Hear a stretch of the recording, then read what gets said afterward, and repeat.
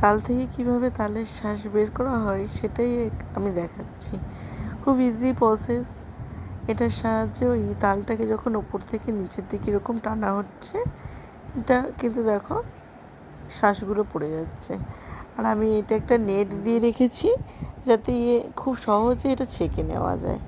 তাহলে তো দেখো অসংখ্য সুতোর মতো এইগুলো খুব খেতে গেলে বাজে লাগবে, ওই জন্য ছেঁকে নিচ্ছি।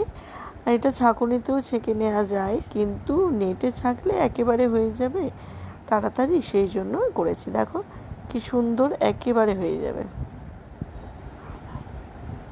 কি সুন্দর দেখো একেবারে সব বেরিয়ে আসবে, অথচ ওই সরু সুতোরগুলো আর থাকবে না, কিন্তু